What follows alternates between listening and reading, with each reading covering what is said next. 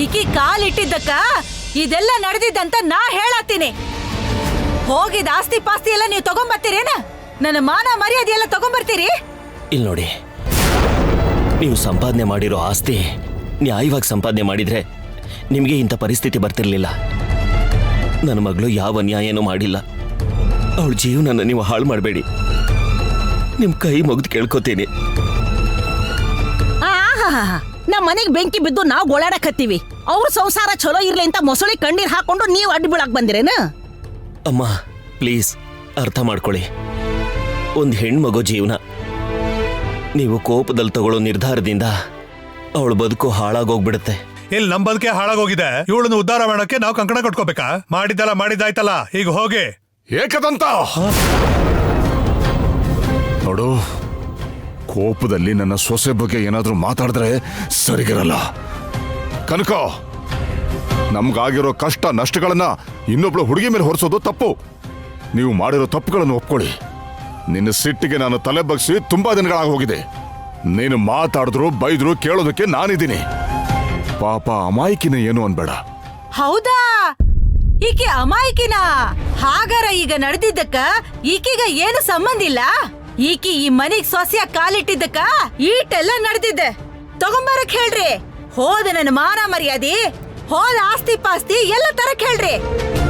ನೀವೆಲ್ಲ ಹೇಳ್ತಿದ್ದೀರಲ್ಲ ಈ ಗೀತನ್ ಜೀವನನ ನಾ ಹಾಳು ಮಾಡಕತ್ತೀನಿ ಅಂತ. ಹಂಗಾರ ಇವ್ರಿಗೆ ಅಷ್ಟೂ ರೊಕ್ಕನ ಲೆಕ್ಕ ಮಾಡಿ ಎಲ್ಲ ನನಗ್ ಕೊಡಕ್ ಹೇಳ್ರಿ. ಆಗ ಹೇಳ್ತೀನ. ಅಲ್ಲಿ ತನ ಈಕಿ ಮನೆಯ ಕಾಲಿಡಂಗಿಲ್ಲ ಹೇಳಿನಿ. ಅಮ್ಮ ಅಮ್ಮ ಅಮ್ಮ ಅಮ್ಮ ಅಮ್ಮ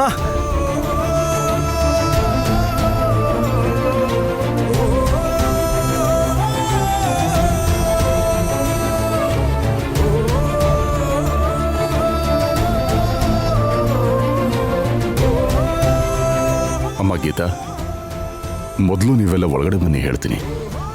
ಇಲ್ಲ ಮಾವ, ಅತ್ತೆ ಕತ್ ಹಿಡ್ದು ಹೊರಗೆ ತಳ್ಬಿಟ್ರು. ನಷ್ಟ ಆಗಿರೋ ಆಸ್ತಿಗೆಲ್ಲ ಕಾರಣ ನಾನೇ ಅಂದ್ಬಿಟ್ರು. ಇದಕ್ಕೆ ಒಂದು ಪರಿಹಾರ ಸಿಗೋವರೆಗೂ ನನ್ನ ಮನೆ ಒಳಗೆ ಕಾಲಿಡಲ್ಲ.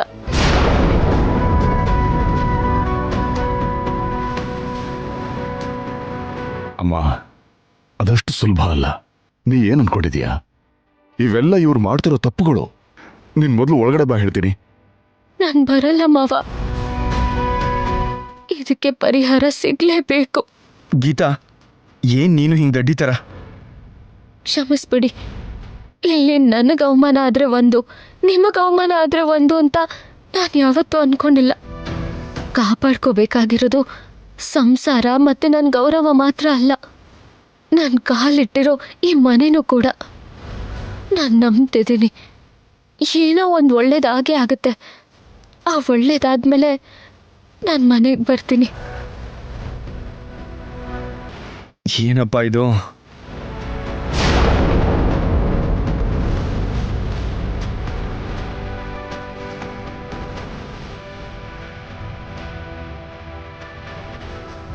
ಆ ದೇವರು ಒಂದೇ ಸಲಕ್ಕೆ ಇಷ್ಟೊಂದು ಕಷ್ಟ ಯಾಕೆ ಕೊಡ್ತಿದ್ದಾನೋ ಆ ದೇವ್ರಿಗೆ ಗೊತ್ತಾಗ್ಬೇಕು.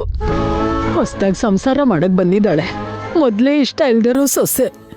ಇವಳು ಸಂಸಾರ ಹೇಗಿರುತ್ತೋ ಏನೋ ಅಂತ ದಿನ ಚಿಂತೆಯಲ್ಲಿ ನಂಗೆ ನಿದ್ದೆನೇ ಬರ್ತಾ ಇಲ್ಲಮ್ಮ.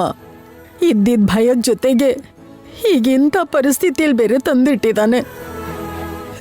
ಇದನ್ನೆಲ್ಲ ನೋಡ್ತಾ ಇದ್ರೆ ದೇವ್ರಿದಾನೋ ಇಲ್ವೋ ಅಂತ ಅನ್ನಿಸ್ತಾ ಇದೆ. ಅಜ್ಜಿ, ಏನು ಮಾತುಗಳು? ನಾವು ಚೆನ್ನಾಗಿರುವಾಗ ದೇವ್ರನ್ನ ನೆನೆಸ್ಕೋತೀವೋ ಇಲ್ವೋ, ಕಷ್ಟ ಬಂದಾಗ ಮಾತ್ರ ಆ ದೇವ್ರನ್ನ ಬೈಕೋತೀವಿ. ಮನುಷ್ಯರು ಮಾಡೋ ತಪ್ಪುಗಳಿಗೆ ದೇವ್ರನ್ನ ನಿಂದಿಸಿದ್ರೆ ಏನ್ ಪ್ರಯೋಜನ? ಆ ದೇವ್ರು ಯಾವ್ದಾದ್ರೂ ಒಂದ್ ದಾರಿ ತೋರಿಸ್ಬಹುದು. ಹಾ, ಸೊಸೆ ಕಾಲಿಟ್ಟು 3 ದಿನ ಕೂಡ ಆಗಿಲ್ಲ, ಆಗ್ಲೇ ನಿನ್ನ ಅವರು ಕತ್ತೆ ಹಿಡ್ದು ಆಚೆ ಹಾಕಿದ್ದಾರೆ. ಇವ್ರಿಗೆ ದುಡ್ಡಿನ ಮದ ಗೀತಾ. ಇಂಥವ್ರಿಗೋಸ್ಕರ ಕಷ್ಟಪಟ್ಟು ಯಾವ ಪ್ರಯೋಜನನೂ ಇಲ್ಲ. ನಿನ್ ಗಂಡನ್ಗೆ ನೀನ್ ಬೇಕು ಅಂದ್ರೆ ನಿನ್ನನ್ ಕರ್ಕೊಂಡು ಹೋಗಿ ನಿನ್ಗೊಂದ್ ಜೀವನ ಕಟ್ಕೊಡಕ್ ಹೇಳು. ಅಮ್ಮ, ಅಲ್ಲ ನೀನ್ ಏನ್ ಮಾತಾಡ್ತಿದ್ಯಾ? ಮನೇಲೇನೋ ಸಮಸ್ಯೆ ಆಗಿದೆ ಅಂತ ತಂದೆ ತಾಯಿಯಿಂದ ಅವ್ರನ್ನ ದೂರ ಮಾಡಕ್ ನೋಡ್ತಿದ್ಯಾ? ನನ್ನ ಉದ್ದೇಶ ಅದಲ್ಲಮ್ಮ. ಆದ್ರೆ ನಿನ್ ಜೀವನ ಏನಾಗ್ಬೇಕು? ನನ್ ಜೀವನಕ್ಕೋಸ್ಕರ ಇನ್ನೊಬ್ರ ಜೀವನನ ಬಲಿ ಕೊಡ್ಬಾರ್ದಮ್ಮ. ನನ್ ಜೀವನನ ಹೇಗ್ ಸರಿ ಮಾಡ್ಕೋಬೇಕೋ ಹಾಗೆ ಮಾಡ್ಕೋಬೇಕು. ಅವ್ರಿಗಿಷ್ಟ ಇಲ್ದೇನೆ ನಾನ್ ಸೊಸೆ ಆದೆ. ಅವ್ರಿಗಷ್ಟಾದ್ರೂ ಕೋಪ ಇರ್ಬಾರ್ದ? ಸ್ವಲ್ಪನೂ ನೋವಿರಲ್ವಾ? ಅದ್ ಯಾಕೆ ಅರ್ಥ ಮಾಡ್ಕೋತಿಲ್ಲ ನೀವು? ನಿಜಾನೇ, ಅವ್ರ ಹತ್ರ ದುಡ್ಡಿದೆ, ಆದ್ರೆ ಇದೆಲ್ಲ ಅವ್ರು ಯಾರಿಗೋಸ್ಕರ ಸಂಪಾದಿಸಿದ್ದು? ಅವ್ರ ಕುಟುಂಬಕ್ಕೋಸ್ಕರ ಅಲ್ವಾ? ಇವತ್ತು ಕಷ್ಟಪಟ್ರೆ ಎಲ್ಲರೂ ಕಷ್ಟಪಡ್ಬೇಕು. ಆ ನೋವು ಕೋಪ ಅವ್ರಿಗಿರೋದ್ರಲ್ಲಿ ಅರ್ಥ ಇದೆ. ನೀನ್ ನಿನ್ನ ಅತ್ತೆನ ಅರ್ಥ ಮಾಡ್ಕೊಂಡಿದ್ಯಾ, ಆದ್ರೆ ಆ ಹೆಂಗಸು ನಿನ್ನನ್ನ ಯಾವತ್ತೂ ಖಂಡಿತ ಅರ್ಥ ಮಾಡ್ಕೊಳ್ಳಲ್ಲಮ್ಮ. ಅದ್ ನಿನ್ಗೆ ಅರ್ಥ ಆಗ್ತಿದ್ಯೋ ಇಲ್ವೋ? ಅಪ್ಪ, ಅವ್ರು ಯಾವ್ದಾದ್ರೂ ಒಂದಿನ ಎಲ್ಲ ಅರ್ಥ ಮಾಡ್ಕೊಳ್ಳೋ ಹಾಗೆ ಮಾಡೋ ಜವಾಬ್ದಾರಿ ನಂದು. ಈಗ ನೀವ್ ಇದನ್ನೆಲ್ಲ ಬಿಟ್ಬಿಡಿ. ಸದ್ಯಕ್ಕೆ ಈ ಸಮಸ್ಯೆಯಿಂದ ಹೊರಗ್ ಬರೋದು ಹೇಗೆ ಅಂತ ಯೋಚನೆ ಮಾಡ್ತಿದ್ದೀನಿ. ನಿನ್ ಕೈಯಲ್ಲಿ ಏನೇ ಮಾಡಕ್ಕಾಗತ್ತೆ? ಅದೇನು 1 ರೂಪಾಯಿನ 2 ರೂಪಾಯಿನ? ಲಕ್ಷಾಂತರ ರೂಪಾಯಿ ಇರುತ್ತೆ ಅವ್ರು ಸಂಪಾದಿಸಿರೋ ದುಡ್ಡು. ಅದನ್ನ ಗೌರ್ಮೆಂಟ್ ಅವರು ತಗೊಂಡು ಹೋಗಿದ್ದಾರೆ. ನಾವು ಹೋಗಿ ಬೇಡ್ಕೊಂಡ್ರೆ ಕೊಟ್ಬಿಡ್ತಾರಾ? ದುಡ್ಡು ಸಂಪಾದಿಸೋ ಬುದ್ಧಿ ನಮ್ಗಿದ್ದಿದ್ರೆ ನಾವ್ಯಾಕೆ ಹೀಗಿರ್ತಿದ್ವಿ? ಸ್ವಂತ ಮನೇನೂ ಇಲ್ದೆ ಇವ್ರ ಹತ್ರ ಇಂಥ ಮಾತು ಕೇಳೋ ಪರಿಸ್ಥಿತಿನೂ ಇರ್ತಾ ಇರ್ಲಿಲ್ಲ ಅಲ್ವಾ? ಇದೆಲ್ಲ ಗೌರ್ಮೆಂಟ್ ವ್ಯವಹಾರ, ಇದಕ್ಕೇನು ಲೆಕ್ಕ ಇಲ್ಲ ಅಂತಿದ್ದಾರೆ. ನೀನೇನ್ ಮಾಡಕ್ಕಾಗತ್ತೆ?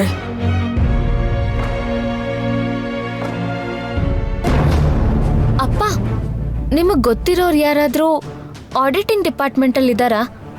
ಹಾಗೇನಾದ್ರೂ ಇದ್ರೆ ಈ ಪರಿಸ್ಥಿತಿಯಿಂದ ಹೊರಗ್ ಬರೋದಕ್ಕೆ ನಮ್ಗೊಂದ್ ದಾರಿ ತೋರಿಸ್ತಾರೆ.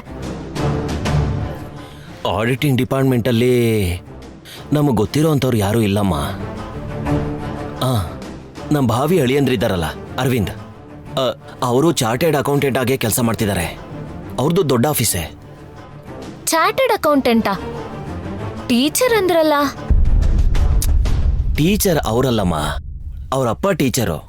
ಅವ್ರ ಫ್ಯಾಮಿಲಿಲಿ ಎಲ್ಲರೂ ಟೀಚರ್ ಆಗೇ ಕೆಲಸ ಮಾಡ್ತಿದ್ದಾರೆ. ಅವ್ರ ಅಪ್ಪ, ಅವ್ರ ತಾತ ಟೀಚರ್ ಆಗೇ ಕೆಲಸ ಮಾಡಿದ್ದಾರೆ. ಅದಕ್ಕೆ ಎಲ್ಲರೂ ಅವ್ರನ್ನ ಟೀಚರ್ ಫ್ಯಾಮಿಲಿ ಅಂತಾರೆ. ಇವರು ಮಾತ್ರ ಟೀಚರ್ ಕೆಲ್ಸಕ್ಕೆ ಹೋಗದೆ ಈ ಫೀಲ್ಡ್ ಬಂದಿದ್ದಾರೆ. ನಿನ್ ಸಮಸ್ಯೆ ಮುಳುಗೋಗಿ ಪೂರ್ವಿ ಮದ್ವೆ ಆಗೋ ಹುಡುಗ ಏನ್ ಮಾಡ್ತಿದ್ದಾನೆ ಅನ್ನೋದನ್ನು ಮರ್ತೋಗ್ಬಿಟ್ಟಿದ್ಯಾ? ಅದ್ ಹಾಗಲ್ಲ ಅಪ್ಪ. ಸರಿ, ಅವ್ರ ಜೊತೆ ಮಾತಾಡುವಂತೀಯಾ? ಏನ್ ಅನ್ಕೋತಾರೋ? ಏನ್ ಅನ್ಕೋತಾರಮ್ಮ? ಒಂದ್ ಸಣ್ಣ ಸಹಾಯ ಅವ್ರ ಕೈಲಾದ್ರೆ ಖಂಡಿತ ಮಾಡ್ತಾರೆ.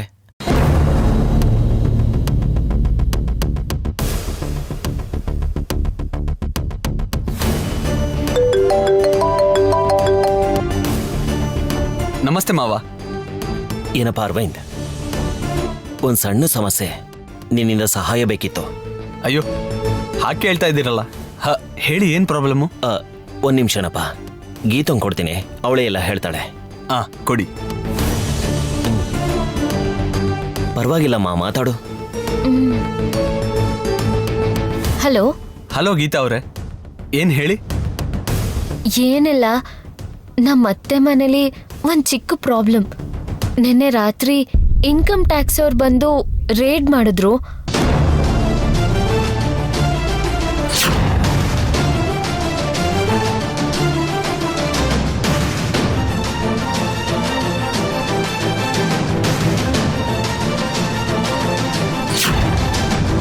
ಇಷ್ಟೆಲ್ಲ ನಡೀತು. ಓ, ಇಷ್ಟೆಲ್ಲ ನಡೀತಾ? ಇಲ್ಲಿವರೆಗೂ ಅವರು ITR ಫೈಲ್ ಮಾಡಿಲ್ವಾ? ಇಲ್ಲ. ಅವ್ರು ಮಾಡ್ತಿರೋ ಬಡ್ಡಿ ವ್ಯಾಪಾರಕ್ಕೆ ಲೈಸೆನ್ಸ್ ಕೂಡ ಇಲ್ಲ. ಅದೇ ಬಂದಿರೋ ಪ್ರಾಬ್ಲಮ್ಮು. ಇಷ್ಟು ದಿನ ಅವ್ರು ಕಷ್ಟಪಟ್ಟು ಸಂಪಾದಿಸಿದೆಲ್ಲ ತಗೊಂಡು ಹೋಗ್ಬಿಟ್ರು. ಈಗ ಲೆಕ್ಕ ತೋರ್ಸಿದ್ರು ಕೂಡ ಆ ಪ್ರಾಪರ್ಟೀಸ್ ಆಗ್ಲಿ ದುಡ್ಡಾಗ್ಲಿ ಯಾವುದು ವಾಪಸ್ ಬರೋ ಹಾಗಿಲ್ಲ. ನೀವೇ ಏನಾದ್ರೂ ಸಹಾಯ ಮಾಡಕ್ಕಾಗತ್ತಾ? ಆಗಲ್ವಾ ಅರವಿಂದ್? ಓಕೆ, ನೀವೀಗ ಎಲ್ಲಿದ್ದೀರಾ? ನಮ್ಮ ಅತ್ತೆ ಅವ್ರ ಮನೇಲಿ. ಸರಿ, ನಾನೊಂದು ಅರ್ಧ ಗಂಟೆಲಿ ಅಲ್ಲಿಗೆ ಬರ್ತೀನಿ. ನಾನು ಬಂದು ಹೇಳ್ತೀನಿ. ಥ್ಯಾಂಕ್ ಯು ಅರವಿಂದ್, ನಿಮ್ಗೋಸ್ಕರ ಕಾಯ್ತಾ ಇರ್ತೀನಿ.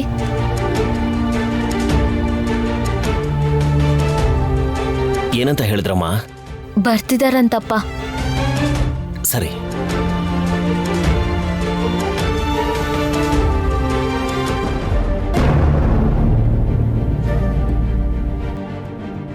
ಗೀತಾ, ಏನಿದು?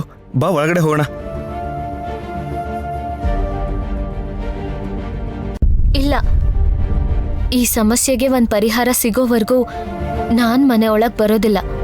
ಗೀತಾ, ಇರೋ ತೊಂದರೆಗಳೇ ಸಾಲದು ಅನ್ನೋ ಹಾಗೆ ಇದನ್ನೆಲ್ಲ ದೊಡ್ಡದು ಮಾಡಕ್ ಹೋಗ್ಬೇಡ. ಅಮ್ಮ ಕೋಪ ಮಾಡ್ಕೊಂಡಿದ್ದಾರೆ. ಇವಾಗ ಇದೆಲ್ಲ ತಲೆಗೆ ಹಾಕೋಬೇಡ. ನೀನ್ ಬಾ, ನಾನು ಹೇಳ್ತೀನಿ. ಮದ್ವೆ ಮಾಡ್ಕೊಳ್ಳೋದಕ್ಕೂ ಮುಂಚೆ ಮುಂದೆ ಆಗೋದನ್ನೆಲ್ಲ ಯೋಚನೆ ಮಾಡೇ ಮಾಡ್ಕೋಬೇಕು. ಇಲ್ಲ ಅಂದ್ರೆ ಈ ತರ ಸಮಸ್ಯೆ ಎಲ್ಲ ಆಗುತ್ತೆ. ಕಟ್ಕೊಂಡಿರೋ ಹೆಂಡ್ತಿನ ಎಲ್ರ ಮುಂದೆ ಅವಮಾನ ಮಾಡ್ತಾ ಇದ್ರು ಕೂಡ ಏನು ಮಾತಾಡದೆ ಸುಮ್ಮನೆ ನಿಂತಿದ್ಯಲ್ಲ, ಈಗೇನು? ನಾನೇನು ನೋಡ್ತಾ ಸುಮ್ಮನಿರ್ಲಿಲ್ಲ ಮಾವ. ನಾನು ಗೀತನ ಸಮರ್ಥಿಸ್ಕೊಂಡೇ ಬಂದೆ. ಕೊನೆಗೆ ಅಮ್ಮನ ಕೈಲಿ ಕಪಾಳಕ್ಕೆ ಬೇರೆ ಹೊಡೆಸ್ಕೊಂಡೆ. ಅದು ನಿಮಗೆ ಗೊತ್ತಾಗಲ್ಲ. ಅಷ್ಟಕ್ಕೂ ನೀವು ನನ್ನ ಮುಖ ನೋಡಿದ್ರೆ ತಾನೇ. ನೀನೇನ್ ಮಾಡ್ತೀಯ ಬಿಡಪ್ಪ. ನಾನ್ ನನ್ನ ಮಗಳನ್ನ ಯಾವ ಮುಹೂರ್ತದಲ್ಲಿ ಹೆತ್ನೋ, ಇಷ್ಟೊಂದು ಕಷ್ಟ ಆಗ್ತಿದೆ ಅವಳಿಗೆ. ಅಮ್ಮ, ಸುಮ್ನೆ ಹೀಗೆ ಎಲ್ರೂ ಬೇಜಾರ್ ಮಾಡ್ಕೊಂಡ್ ಕೂತ್ರೆ ಏನು ಪ್ರಯೋಜನ ಇಲ್ಲ. ನಡಿಬೇಕಾಗಿರೋದ್ರ ಬಗ್ಗೆ ಏನಾದ್ರೂ ಒಂದ್ ಯೋಚನೆ ಮಾಡ್ಬೇಕು. ಏನ್ ಮಾಡೋದೆ? ನಾವೇನ್ ಮಾಡಕ್ಕಾಗತ್ತೆ? ಏನೋ ನಿನ್ನ ಮದ್ವೆ ಆಗೋ ಹುಡುಗ ಇಲ್ಲಿಗೆ ಬರ್ತಾ ಇದ್ದಾನೆ. ಕನಿಷ್ಠ ಈಗ್ಲಾದ್ರೂ ಈ ಕಷ್ಟದಿಂದ ಆಚೆ ಬರೋಕ್ಕಾಗುತ್ತೋ ಇಲ್ವೋ ಅಂತ ಗೊತ್ತಾಗತ್ತೆ. ನೋಡೋಣ. ಯಾರು ಬರ್ತಿದ್ದಾರೆ? ಅದೇ ಅರವಿಂದ್, ಅವನು ಚಾರ್ಟರ್ಡ್ ಅಕೌಂಟೆಂಟ್. ಅವ್ರ ಹೆಲ್ಪ್ಗೋಸ್ಕರ ಫೋನ್ ಮಾಡಿದ್ದೆ. ಅವರು ನೀನಕ್ಕೆ ಇನ್ವಾಲ್ವ್ ಮಾಡಿದೆ? ಈಗ ಈ ವಿಷಯ ಊರಿಗೆಲ್ಲ ಗೊತ್ತು. ಈ ಸಮಸ್ಯೆಗೆ ಪರಿಹಾರ ಕೊಡೋದಕ್ಕೆ ಗೊತ್ತಿರೋರ ಹತ್ರ ಸಹಾಯ ಕೇಳೋದು ತಪ್ಪೇನಲ್ವಲ್ಲ? ಅಲ್ಲೋಡಿ, ಅರವಿಂದ್ ಬಂದೇ ಬಿಟ್ರು.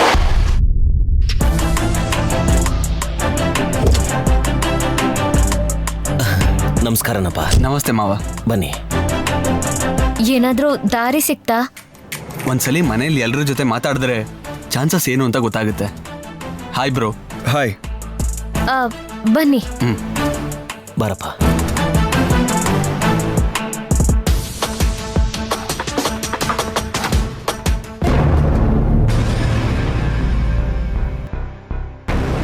ಈ ಸಮಸ್ಯೆಗೆ ಒಂದ್ ಪರಿಹಾರ ಸಿಗುತ್ತೆ ಅನ್ನೋ ನಂಬಿಕೆಯಿಂದಾನೇ ಮನೆಯೊಳಗೆ ಕಾಲಿಡ್ತಿದ್ದೀನಿ.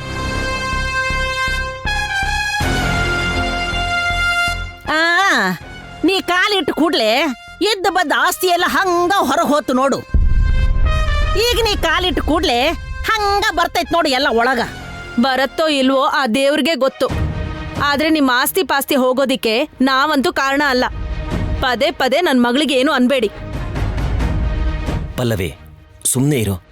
ಅರ್ಥ ಮಾಡ್ಕೊಳ್ದೇ ಇರೋರ್ಗೆ ಏನ್ ಹೇಳ್ತೀಯಾ? ನೋಡ್ದ್ಯಾ ಅವ್ರು ಹೇಗ್ ಮಾತಾಡ್ತಾ ಇದಾರೆ? ನೋಡಪ್ಪ, ಏನೋ ಗಾಬ್ರಿಲೊಮ್ಮೆ ಒಂದೋ ಎರಡು ಮಾತು ಆ ಥರ ಬರ್ಬೋದು. ಅದಕ್ಕೆ ನೀವು ನಿಮ್ಮ ಇಷ್ಟದ ಪ್ರಕಾರ ಏನೇನೋ ಅಂದ್ಕೋಬೇಡಿ. ನಮ್ಮ ಅಳಿಯಂದಿರು ಪಲ್ಲವಿಗೆ ಚಿಂತೆಲ್ ಹಾಗೆ ಹೇಳಿದ್ರು ಅಷ್ಟೇ. ನೀವು ಪ್ರತಿಯೊಂದಕ್ಕೂ ಹೀಗೆ ಮಾತಾಡಿದ್ರೆ ಕಷ್ಟ. ಮೊದಲು ಸಮಸ್ಯೆ ಬಗ್ಗೆ ಮಾತಾಡೋಣ. ನಮ್ಮ ಪೂರ್ವಿನ ಮದ್ವೆ ಆಗೋ ಹುಡುಗ ಬಂದಿದ್ದಾನೆ. ನಿಮ್ಗಿರೋ ಸಮಸ್ಯೆ ಬಗ್ಗೆ ಈ ಹುಡುಗನ್ಗೆ ಚೆನ್ನಾಗಿ ಗೊತ್ತಂತೆ. ಇವನೇನೋ ಮಾತಾಡ್ತಾನೆ, ಅದೇನು ಅಂತ ಕೇಳಿ.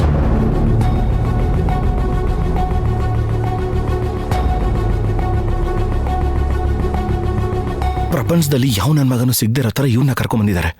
ಇವನ್ ಬಂದ್ರೆ ಮಾತ್ರ ನಮ್ಗೆ ಆಸ್ತಿ ಪಾಸ್ತಿ ಸಿಗೋದು. ಲೈ, ನೀನ್ ಇದನ್ನ ಯಾವ್ದಕ್ಕೆ ಲಿಂಕ್ ಮಾಡಿ ಮಾತಾಡ್ತಾ ಇದೆಯೋ? ಅಷ್ಟಕ್ಕೂ ಅವನಿಗೇನು ಗೊತ್ತು ನಿನ್ನ ಮತ್ತೆ ಪೂರಿ ವಿಷಯ? ಸುಮ್ಮನೆ ಯಾಕೆ ಅವನಿಗೆ ಬೈತೀಯಾ? ಅಟ್ಲೀಸ್ಟ್ ಅವನೇನು ಅಂತ ತಿಳ್ಕೊಂಡು ಸಹಾಯ ಮಾಡೋದಕ್ಕೆ ಬಂದಿದ್ದಾನೆ. ನೀನ್ ಬಾಯಿ ಮುಚ್ಕೊಂಡಿರ್ತೀಯಾ? ಮೊನ್ನು ಇವನ್ ನಮ್ಮ ಆಸ್ತಿನ ಕಾಪಾಡ್ತಾನಂತೆ ನಾವು ನಂಬೇಕಂತೆ. ಚಪ್ಪಲಿ ಹೊಡಿತೀನಿ, ಬಾಯಿ ಮುಚ್ಕೊಂಡಿರಲ್ಲ. ಮೊದಲು ನೀವು ಎಲ್ಲ ನಿಜ ಹೇಳಬೇಕು. ಆಮೇಲೆ ಇದರಿಂದ ಆಚೆ ಬರಕ್ಕೆ ಏನ್ ಮಾಡ್ಬೋದು ಅಂತ ನಾನು ಯೋಚಿಸ್ತೀನಿ. ಇವಾಗ ಓವರ್ ಆಲ್ ಅವ್ರು ತಗೊಂಡು ಹೋಗಿರೋ ಪ್ರಾಪರ್ಟೀಸ್ ವ್ಯಾಲ್ಯೂ ಎಷ್ಟಿರ್ಬೋದು? ಆಸ್ತಿ ಪತ್ರಗಳು ತುಂಬಾನೇ ಇವೆ. ಅದಲ್ದೆ ದುಡ್ಡು ಒಡವೆಗಳಂತೂ ಲೆಕ್ಕನೇ ಇಲ್ಲ ನೋಡಿ. ಇದೆಲ್ಲದನ್ನು ಹೇಗ್ ಸಂಪಾದಿಸಿದ್ರಿ, ಎಲ್ಲಿಂದ ಸಂಪಾದಿಸಿದ್ರಿ ಅಂತ ತಿಳ್ಕೊಳ್ಳೋದಕ್ಕೆ ಪೇಪರ್ಸ್ ಏನಾದ್ರೂ ಇದೆಯಾ? ಏನಪ್ಪ, ನನ್ನ ಗಂಡ ನನ್ನ ಮಾವ ಕೂಡಿಟ್ಟ ಬಂಗಾರ ಎಲ್ಲ ಅದ್ರಾಗಿತ್ತು. ಅದಕ್ಕೆಲ್ಲ ಲೆಕ್ಕ ಕೊಡಕ್ಕಾಗತ್ತೇನು? ಅದು ಯಾವಾಗೋ ಖರೀದಿ ಮಾಡಿದ್ದು. ನೀವು ನನ್ನ ಮೇಲೆ ಕೋಪ ಮಾಡ್ಕೊಂಡು ಏನು ಪ್ರಯೋಜನ ಇಲ್ಲ. ಇವಾಗ ಒಡವೆಗಳೆಲ್ಲ ಹಳೇದಾಗಿದ್ರು ಅದಕ್ಕೆ ಸಂಬಂಧಿಸಿರೋ ಪೇಪರ್ ಡೀಟೇಲ್ಸ್ ಸ್ವಲ್ಪ ತೋರಿಸ್ಬೇಕಾಗತ್ತೆ. ಅದನ್ನ ಪಕ್ಕಕ್ಕಿಟ್ರೆ ಅಷ್ಟೊಂದು ಕ್ಯಾಶ್ನ ಮನೇಲಿ ಇಟ್ಕೊಳ್ಳೋದು ಒಂದು ದೊಡ್ಡ ಸಮಸ್ಯೆ. ಅಷ್ಟಕ್ಕೂ ಇಷ್ಟೊಂದು ದುಡ್ಡು ಯಾವ ವ್ಯಾಪಾರದಿಂದ ಬಂತು, ಹೇಗ್ ಬಂತು ಅನ್ನೋದು ನಾವು ಗೌರ್ಮೆಂಟ್ಗೆ ಹೇಳಬೇಕಾಗುತ್ತೆ. ಅದೇ ಥರ ಅದಕ್ಕೆ ಸಂಬಂಧಪಟ್ಟ ಆದಾಯಕ್ಕೆ ತೆರಿಗೆ ಕಟ್ಟಬೇಕಾಗುತ್ತೆ. ನೀವೇನಾದ್ರೂ ಟ್ಯಾಕ್ಸ್ ಕಟ್ಟಿದ್ದೀರಾ? ನಾ ಗಳಿಸಿದ ರೊಕ್ಕನ ಗೌರ್ಮೆಂಟ್ಗೆ ಯಾಕೆ ಕಟ್ಬೇಕ? ನಾ ಕಷ್ಟಪಟ್ಟು ಸಂಪಾದನೆ ಮಾಡೀನಿ. ಅದು ಹಾಗಲ್ಲಮ್ಮ, ಎಲ್ಲದಕ್ಕೂ ಒಂದು ಲಿಮಿಟ್ ಅಂತ ಇರುತ್ತೆ. ಅದ್ ಮೀರಿದ್ರೆ ಕಾನೂನು ಪ್ರಕಾರ ಟ್ಯಾಕ್ಸ್ ಕಟ್ಟಬೇಕು. ಇವಾಗ ನೀವು ಗಲಾಟೆ ಮಾಡಿ ಪ್ರಯೋಜನ ಇಲ್ಲ. ಇದೆಲ್ಲ ಯಾರ್ಯಾರು ಸಂಪಾದಿಸಿದ್ರು ಯಾರ್ಯಾರೋ ಏನು ಅಂತ ಯೋಗ್ಯತೆ ಈ ಮನೆಗೆ ಯಾರಿಗೂ ಇಲ್ಲ. ಇದನ್ನೆಲ್ಲ ನನ್ನೊಬ್ಬಾಕೆ ಮಗಳು ಸಂಪಾದನೆ ಮಾಡ್ಯಾಳ, ಇನ್ಯಾರು ಇಲ್ಲ. ಆಕೆ ಒಬ್ಬಾಕೆ ಇದನ್ನೆಲ್ಲ ಗಳಿಸ್ಯಾಳ. ಇದನ್ನೆಲ್ಲ ಅವ್ರು ಒಯ್ಯಕತ್ತಿದ್ರ ನನ್ನ ಜೀವನ ಎಳ್ಕೊಂಡು ಹೋದ್ರೇನೋ ಅಂತ ಅನ್ಸಕತ್ತಿತ್ತು. ಅಂದ್ರೆ ಇದೆಲ್ಲದನ್ನು ಕನಕಲಕ್ಷ್ಮಿಯವ್ರು ಒಬ್ಬರೇ ಸಂಪಾದಿಸಿದ್ದಾರೆ ಅಂತ ಹೇಳ್ತೀರಾ, ಅಷ್ಟೇನಾ? ಹೌದ್ ಕಣಪ್ಪ, ನಾವು ಅವಳ ಪಕ್ಕದಲ್ಲಿ ನಿಂತು ಸಹಾಯ ಮಾಡ್ತಿದ್ವಿ ಹೊರತು ಆಸ್ತಿನೆಲ್ಲ ನನ್ನ ತಂಗಿನೇ ಸಂಪಾದಿಸಿರೋದು. ಸರಿ ಗೀತಾ, ನಿಮ್ಮ ಜೊತೆ ಒಂದು 5 ನಿಮಿಷ ಮಾತಾಡಬೇಕು, ಬಂದ್ಬಿಡ್ತೀವಿ.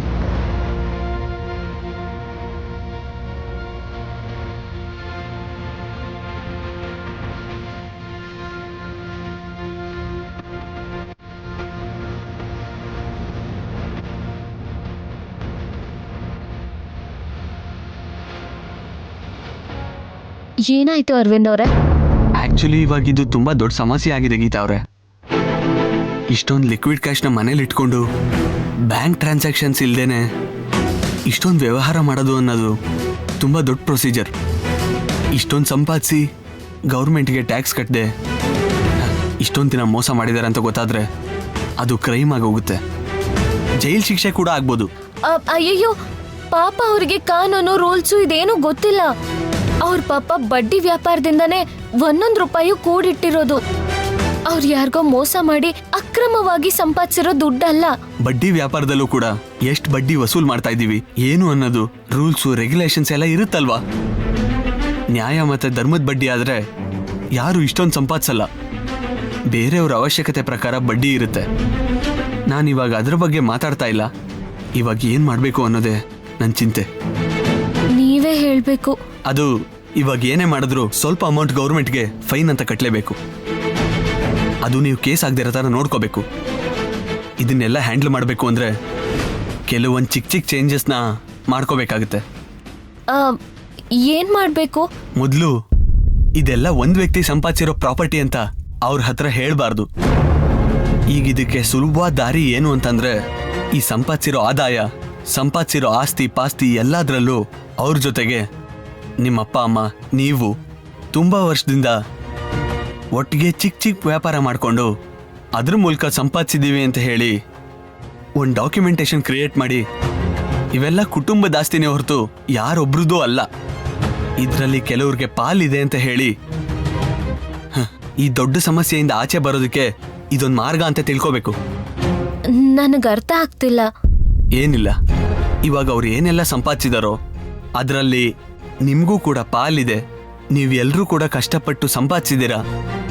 ಬೇರೆ ಬೇರೆ ರೀತಿಲಿ ನಾವು ಡಾಕ್ಯುಮೆಂಟ್ಸ್ ಕ್ರಿಯೇಟ್ ಮಾಡಬೇಕು. ಅದನ್ನ ನಾನು ನೋಡ್ಕೊಂಡು ರೆಡಿ ಮಾಡ್ತೀನಿ. ನೀವೆಲ್ಲರೂ ಒಂದೇ ಕುಟುಂಬದ ಥರ ಒಂದೇ ಕಡೆ ಇರ್ತಾ ಇದ್ದೀರಾ. ಎಲ್ಲರೂ ಆದಾಯನೂ ಒಂದೇ ಕಡೆ ಇದೆ. ಅದು ನಿಜ ಅನ್ನೋ ಹಾಗೆ ನಾವು ಸಾಕ್ಷ್ಯಾಧಾರಗಳ ಜೊತೆಗೆ ಒಂದು ಡಾಕ್ಯುಮೆಂಟೇಶನ್ನ ಸಬ್ಮಿಟ್ ಮಾಡಬೇಕು.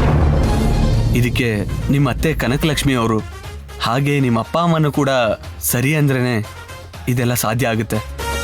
ಈ ದಾರಿಯಿಂದ ನಮ್ಮ ಸಮಸ್ಯೆಗೆ ಪರಿಹಾರ ಸಿಗುತ್ತಲ್ವಾ? ಖಂಡಿತವಾಗ್ಲೂ. ಸರಿ, ಬನ್ನಿ ಅತ್ತೆಗೆ ಈ ವಿಷಯ ಹೇಳೋಣ.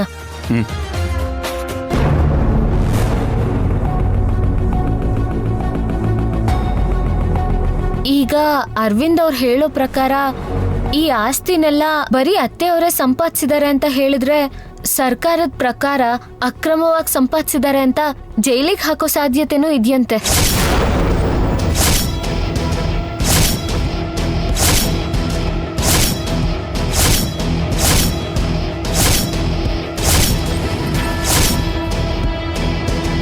ಏಯ್, ಏನ್ ಅನ್ಸಕ್ಕಾತೀರಿ? ಯಾರನ್ನೂ ಭಯ ಪಡಿಸ್ತಾ ಇಲ್ಲ ನಾನು. ಇದು ಪ್ರಾಕ್ಟಿಕಲ್ ಆಗಿ ನಡೆಯೋ ವಿಷಯ. ಈಗಾಗಲೇ ನಿಮ್ಗೆ ಇದ್ರ ತೀವ್ರತೆ ಗೊತ್ತಾಗಿರ್ಬೇಕು. ಈಗ ನಾನು ಹೇಗೆ ಹೇಳ್ತೀನೋ ಹಾಗೆ ಮಾಡಬೇಕು. ಆಯ್ತಪ್ಪ, ಇವಾಗ ಏನ್ ಮಾಡೋದು? ಬೇರೆ ಏನಾದರೂ ದಾರಿ ಇದೆಯಾ? ಅದೇ ನಾನು ಇವಾಗ ಗೀತಾ ಅವ್ರಿಗೆ ಹೇಳ್ತಾ ಇದ್ದೆ. ಹೌದು, ಈಗ ಆಸ್ತಿ ಪಾಸ್ತಿ ಎಲ್ಲ ದಕ್ಕಿಸ್ಕೋಬೇಕು ಅಂದ್ರೆ ಒಂದೇ ಒಂದು ದಾರಿ ಇದೆ. ಏನ್ ಗೀತಾ ಅದು?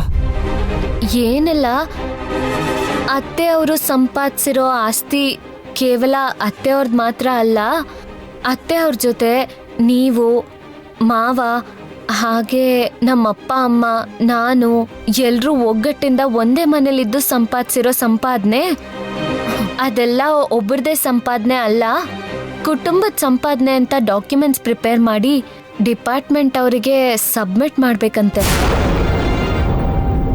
ಏಯ್ ಏನಂದಿ? ನಾ ಸಂಪಾದನೆ ಮಾಡಿರೋ ರೊಕ್ಕನ ನಿಮ್ಮ ಅವ್ವ ಅಪ್ಪಂದು ಅಂತ ಹೇಳ್ಬೇಕೇನ? ನೀನು ಸಂಪಾದಿಸಿ ಅಂತ ಹೇಳ್ಬೇಕಾ? ನನಗೇನ್ ತಲೆ ಕೆಟ್ಟಿ ಅನ್ಕೊಂಡಿ? ಇದೊಂದು ಹೊಸ ನಾಟಕ. ಕನಕ, ನಾನು ಹೇಳೋದನ್ ಕೇಳು. ನಾನ್ ಕೇಳಂಗಿಲ್ಲ. ಹಾಗಲ್ಲ ಕನಕ, ನಾನು ಹೇಳ್ತೀನಿ, ಬಾ ಬಾ. ಏ ನಿಂದ್ರ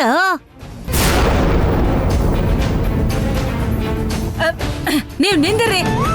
ನನ್ನ ಯಾಕೆ ರೂಮಿಗೆ ಕರ್ಕೊಂಡು ಹೊಂಟಿರಿ? ಇವೆಲ್ಲ ಆ ಗೀತನ ಆಟ. ನಮ್ಮ ಅವಶ್ಯಕತೆ ಮುಂದಿಟ್ಕೊಂಡ ನಮ್ ಕಷ್ಟನ ನೋಡ್ಕೊಂಡ ನಮ್ಗ ಹುಚ್ಕಂಡಿ ಮಾಡಕ್ ನೋಡಕತ್ತಾರ. ನಮ್ಮ ಆಸ್ತಿ ಪಾಸ್ತಿ, ನಮ್ ರೊಕ್ಕ, ನಮ್ ಒಡವೆ ಅವ್ರ ಹೆಸರಿಗೆ ಬರ್ಕೊಡೋ ಕರ್ಮ ನಮ್ಗೆ ಯಾಕಣ್ಣ? ಅವ್ರ ಸಂಪಾದನೆ ಮಾಡ್ಯಾರಂತ ಲೆಕ್ಕ ತೋರ್ಸೋ ಕರ್ಮ ನಮ್ಗೇನಂತ? ಅದ್ರ ಅವಶ್ಯಕತೆ ನಮ್ಗಿಲ್ಲ. ಅಲ್ಲ, ಇದೆಲ್ಲ ನಾಟಕ ಅಂತ ಹೇಳತ್ತೀನಿ. ಅವರು ಜಾಣ್ತಾನ ತೋರ್ಸಕ್ ಹೊಂಟಾರಣ್ಣ. ಈ ಆಕ್ಸಿಡೆಂಟ್ ಬುದ್ಧಿವಂತಿಕೆ ನನ್ನ ಹತ್ರ ನಡೆಯಂಗಿಲ್ಲ. ಆ ಪೂರ್ವಿಗೆ ಮದ್ವೆ ಮಾಡೋ ಹುಡುಗನ್ ಕರ್ಕೊಂಬಂದ ಸುಮ್ನೆ ನಾಟಕ ಮಾಡ್ಲಕತ್ತಾರ. ಅವನು ಮುಂದಿಟ್ಕೊಂಡು ನಮ್ಮ ಆಸ್ತಿ ಪಾಸ್ತಿ, ರೊಕ್ಕ, ಒಡವಿ ಹೊಡಿಬೇಕನ್ಕೊಂಡಾರ. ಇದೆಲ್ಲ ನಾವು ಒಪ್ಕೊಳಂಗಿಲ್ಲ ಅಣ್ಣ. ಈ ವಿಷಯಕ್ಕೊಬ್ಬ ಒಳ್ಳೆ ಲಾಯರ್ನ ಹುಡ್ಕ. ಆ ಲಾಯರ್ನ ಹಿಡ್ಕೊಂಡ ನಾವ್ ಇನ್ಕಮ್ ಟ್ಯಾಕ್ಸ್ ಮೇಲೆ ಕೇಸ್ ಹಾಕೋಣ. ಹೌದೌದು, ಕೇಸ್ ಹಾಕ್ಬೇಕು. ಇಲ್ಲಿಕಂದ್ರ ಈ ಆಕ್ಸಿಡೆಂಟ್ ಎಲ್ಲ ಹೊತ್ಕೊಂಡು ಹೋಗ್ಕಳ. ಅಯ್ಯೋ, ನಿಮ್ಗೆ ಹೇಗೆ ಹೇಳಿದ್ರೆ ಅರ್ಥ ಆಗುತ್ತೆ? ನಿನಗೆ ಈ ಪರಿಸ್ಥಿತಿ ಅರ್ಥ ಆಗಿಲ್ಲ. ಆಗಿರೋದನ್ನೆಲ್ಲ ನೋಡ್ತಿದ್ರ ಆ ಪೂರ್ವಿನ ಮದ್ವೆ ಆಗೋನಿದಾನಲ್ಲ, ಅವನ ಹೆಸರೇನು? ಅರವಿಂದ್ ಅಲ್ವಾ? ಅವನು ಹೇಳಿದ ಕರೆಕ್ಟು. ನಾವ್ ಈ ಬಡ್ಡಿ ವ್ಯಾಪಾರನ ಲೈಸೆನ್ಸ್ ಇಲ್ದಂಗೆ ಮಾಡಿದೀವಿ. ಇಲ್ಲಿವರೆಗೂ ಸಂಪಾದಿಸಿರೋ ರೊಕ್ಕಕ್ಕ ಯಾವ ಲೆಕ್ಕನೂ ಇಲ್ಲ. ಆ ಲೆಕ್ಕದಲ್ಲಿ ಏನೋ ಇರೋ ಹಂಗ ಅವನು ಮ್ಯಾನೇಜ್ ಮಾಡಿ ಈ ಪರಿಸ್ಥಿತಿಯಿಂದ ಆಚೆ ಬರೋದಕ್ಕ ಅವ ನಮ್ಗ ಏನೋ ಹೇಳಕತ್ತಾನ. ಈಗ ಅವನ್ನ ನಂಬೋದ್ ಬಿಟ್ಟು ನಮಗೆ ಬೇರೆ ದಾರಿನ ಇಲ್ಲ. ಹಠ ಮಾಡಿದ್ರ ಎಲ್ಲಾ ಕಳ್ಕೊತೀವಿ.